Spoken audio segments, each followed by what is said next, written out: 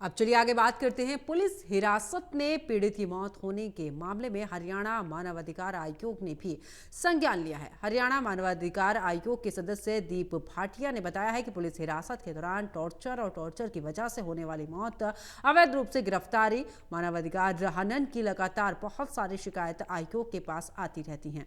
उन्होंने कहा कि थाने में होने वाली अप्राकृतिक मृत्यु के लिए भी सरकार ने 7.5 लाख रुपए पीड़ित के परिजनों को मुआवजा देने का फैसला लिया है। उन्होंने कहा कि अगर किसी अधिकारी की लापरवाही या फिर टॉर्चर से पुलिस की हिरासत में पीड़ित की मृत्यु होती है तो अधिकारी से मुआवजे की 50% जो राशि है वो फिलहाल वसूली जाएगी।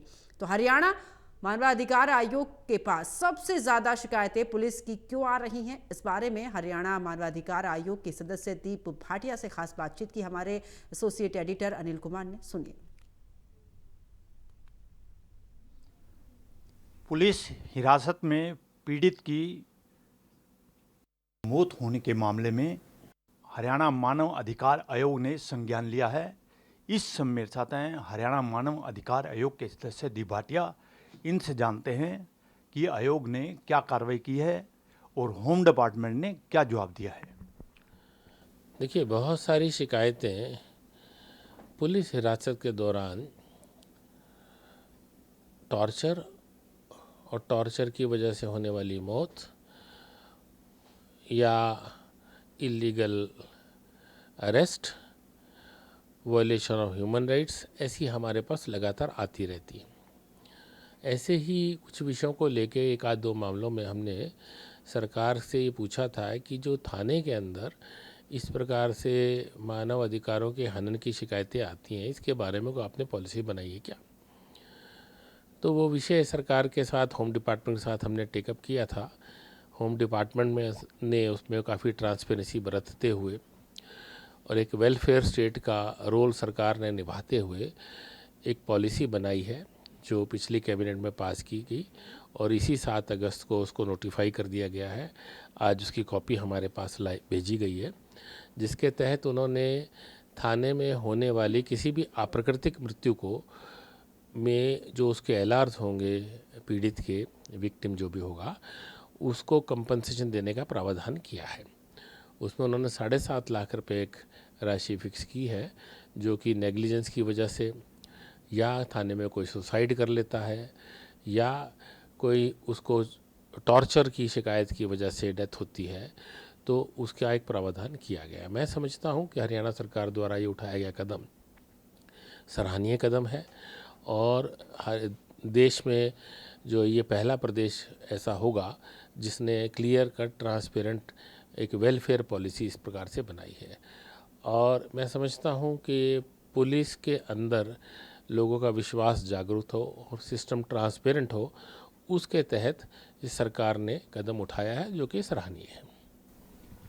भाटिया जी, आपने बताया है कि सबसे ज़्यादा शिकायतें आयोग के पास पुलिस की आ रही हैं, तो इसके पीछे क्या कारण है, क्या वजह है? देखिए, पुलिस डिपार्टमेंट एक ऐसा डिपार्टमेंट है जो ज़मीनी तौर पे लोगों से जुड़ा हुआ है। गांव-गांव में, शहरों में, कस्बों में, कॉलोनी में, सारे किसी न किसी थाने, किसी न किसी चौकी की जुरिडिक्शन में आते हैं। तो इसकी एक्सेस मैक्सिमम पीपल तक है और सर्वाधिक लोग इस सरकारी महकमे के पास अपनी अपनी फरियाद लेके जाते हैं।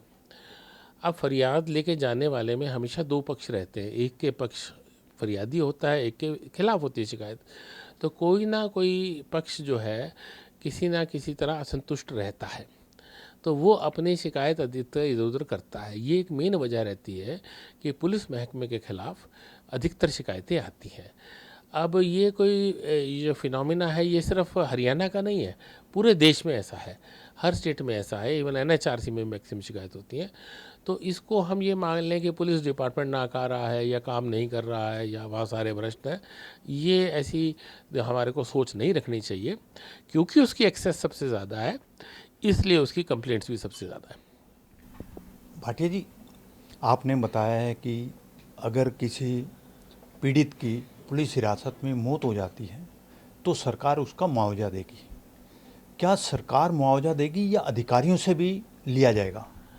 इस नोटिफिकेशन के अंदर ये प्रावधान किया गया है कि अगर अधिकारियों की नेग्लिजेंस प्रूव होती है तो 50% जो मुआवजा की राशि है वो अधिकारियों की तनख्वाह से काटी जाएगी।